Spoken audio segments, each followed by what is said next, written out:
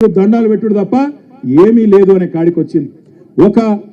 ఒక రైతు బంధు మాత్రమే కాదు, ఎన్ని మోసాలు జరుగుతున్నాయో, రుణమాఫీ గాని, రైతు బంధు గాని, బోనస్ అన్నాడు, 500 రూపాయలు ఇస్తా అన్నాడు క్వింటాల్కి. ఒక దొడ్డు వడ్లకే కాదు, సన్న వడ్లకే కాదు, అన్ని పంటలకు ఇస్తా అన్నాడు. మొత్తం మేనిఫెస్టోల్నే పెట్టిండు. పడ్డాయా బోనస్ ఎక్కడన్నా? ఇప్పుడేమో మాట మార్చి సన్న వడ్లు వండిస్తేనే నేను బోనస్ ఇస్తానని సన్నాయి నొక్కుతున్నాడు.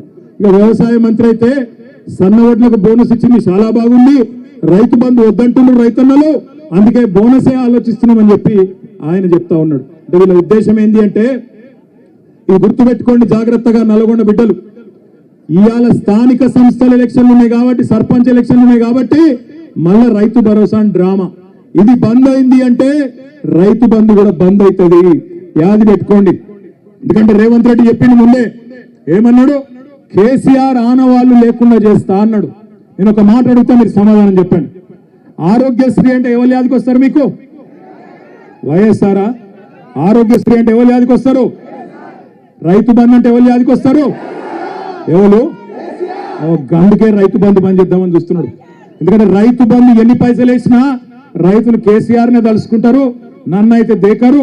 కాబట్టి దీన్ని ఎట్లన్నా ఖతం చేయాలని చెప్పి గుంపు మేస్త్రి గారు పన్నాగం పన్నిండు. అందుకే నేను చెప్తున్నా మీకు, జాగ్రత్తగా ఉండండి, జాగ్రత్తగా వినండి. ఒక్కొక్క ఎకరానికి మనకు రేవంత్ రెడ్డి ప్రభుత్వం, కాంగ్రెస్ ప్రభుత్వం రైతులకు బాకీ పడ్డది. 2023 యాసంగి పంటకు మీకు 2500 రూపాయల పైగీతం, 2500 రూపాయలు బాకున్నాడు. అదే విధంగా వానాకాలం రైతు బంధు మొత్తం ఎగ్గొట్టిండు.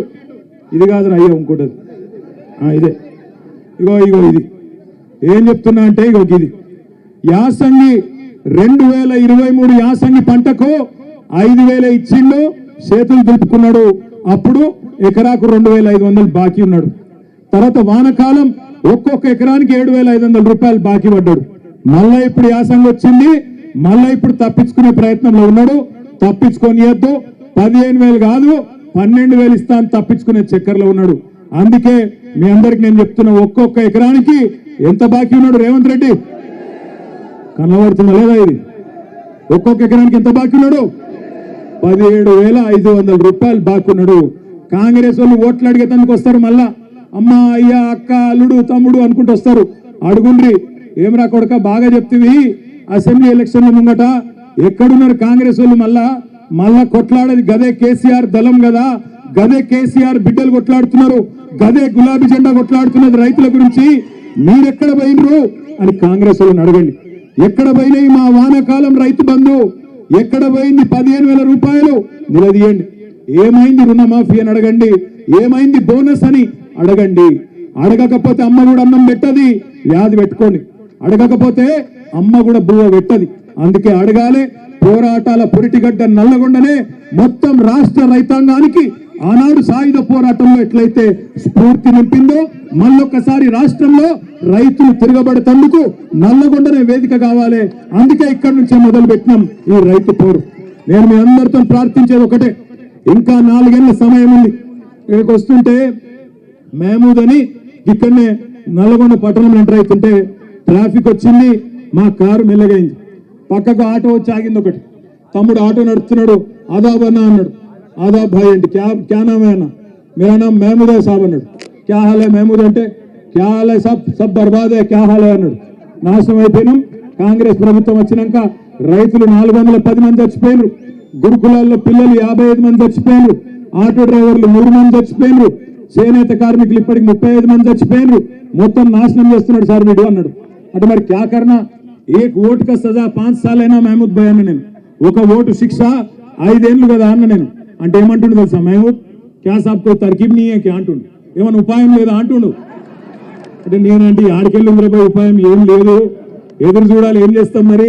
మేము తయారున్నాం పోరాడేందుకు, మా వాళ్ళందరూ తయారున్నారు. కేసీఆర్ తయారు చేసిన మా తమ్ముళ్ళు, మా అన్నలు, మా అక్కలు, చెల్లెళ్ళు అందరు తయారున్నారు.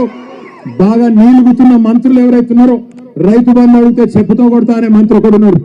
ఇంకా చాలా మంది మీటింగ్ పెట్టుకుంటామంటే అడ్డుకునే సన్నాసి మంత్రి. ఇంత భయపడతాడు ఎవరన్నా మీటింగ్ పెట్టుకుంటామంటే? గంత భయం ఎందుకు నీకు?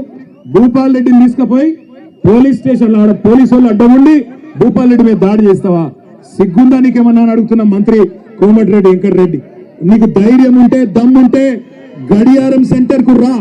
గడియారం సెంటర్ కు వచ్చి మా లెక్కన మీటింగ్ పెట్టి చెప్పు రైతులకు ఏం పీకింది నీ ప్రభుత్వం ఈ సంవత్సర కాలంలో చెప్పు. ఉత్తమ్ కుమార్ రెడ్డి, కోమటిరెడ్డి వెంకటరెడ్డి పెరిగిన ఆకారాలు మాత్రం బాగా పెరిగినాయి, అహంకారాలు బాగా పెరిగినాయి, కానీ పీకిందేమీ లేదు నల్లగొండ. అందుకే నేను అంటున్నా, ఏం చేసిండు కేసీఆర్ నల్లగొండ కంటే చెప్పండి. వరి ధాన్యం ఉత్పత్తిలో తెలంగాణను దేశంలో నెంబర్ 1 చేస్తే నల్లగొండను రాష్ట్రంలో నెంబర్ 1 చేసిండు కేసీఆర్. ఒకటి కాదు 3 మెడికల్ కాలేజీలు సూర్యాపేటలో, నల్లగొండలో, యాదాద్రిలో కట్టించింది కేసీఆర్. యాదాద్రి గుడిని అత్యద్భుతంగా తీర్చిదిద్ది ఆ లక్ష్మీ నరసింహస్వామి రుణం తీర్చుకున్నాడు కేసీఆర్. తామర చెర్లలో అద్భుతంగా మొత్తం తెలంగాణలోనే అతి పెద్ద విద్యుత్ ఉత్పత్తి కేంద్రం కట్టించింది కేసీఆర్. చెప్పుకుంటూ పోతే ఒకటి రెండు కాదు ఎన్నో పనులు చేసినాం. దమ్ముంటే క్లాక్ టవర్ కు రా, మా భూపాలన్న వస్తాడు, మా జగదీశ్ అన్న వస్తాడు, వాళ్ళు నీ సంగతి చెప్తారనే మాట కూడా నేను తెలియజేస్తా ఉన్నా నల్లగొండ రైతు బిడ్డలకు. ఎందుకంటే మనం ఆఖరికి మనం హైకోర్టు కూడా ధన్యవాదాలు చెప్పాలి, మనకు న్యాయ వ్యవస్థకు ధన్యవాదాలు చెప్పాలి. ఎందుకంటే రేవంత్ రెడ్డి ప్రభుత్వం అడ్డుకునే ప్రయత్నం చేసిన హైకోర్టు, దేశంలో ఇంకా న్యాయం ఉన్నది, ధర్మం బతికే ఉంది కాబట్టి రైతుల పోరాటంలో న్యాయం ఉందని చెప్పి హైకోర్టు కూడా అంగీకరించి ఇవాళ పర్మిషన్ ఇచ్చి ఈ క్లాక్ టవర్ సెంటర్ లో మనకు ఇవాళ సభ జరుపుకునే, ధర్నా జరుపుకునే అవకాశం ఇచ్చినారు. ముఖ్యమంత్రి రాజ్ భవన్ ముంగట ధర్నా చేస్తేనేమో ఏం కాదట, ట్రాఫిక్ అంతరాయం కాదట. మరి ఇక్కడ క్లాక్ టవర్ కాడ మనం ధర్నా చేసుకుంటే మాత్రం నల్లగొండ రైతు బిడ్డల కోసం ఇక్కడ చాలా ఇబ్బంది అవుతుందట, వెంకటరెడ్డికి చాలా ఇన్కన్వీనియన్స్ అవుతుందట, అందుకే పర్మిషన్ ఇయ్యరట. కానీ నేను గుర్తు చేస్తా ఉన్న పోలీస్ అధికారులకు, జిల్లా యంత్రాంగానికి కూడా మర్చిపోకండి, భవిష్యత్తు మళ్ళీ ఖచ్చితంగా గులాబీ జెండాలే, ముమ్మాటికి తిరిగి వస్తాం. ఇవాళ ఎవరెవరైతే కాంగ్రెస్ కార్యకర్తల కంటే అతిగా ప్రవర్తిస్తున్నారో అన్ని గుర్తు పెట్టుకుంటాం, వడ్డీతో సహా ఇస్తాం, యాది పెట్టుకోమని చెప్తూ మళ్ళొకసారి నల్లగొండ రైతు బిడ్డలందరికీ ధన్యవాదాలు తెలియజేస్తూ జై తెలంగాణ, కేసీఆర్ గారి నాయకత్వం.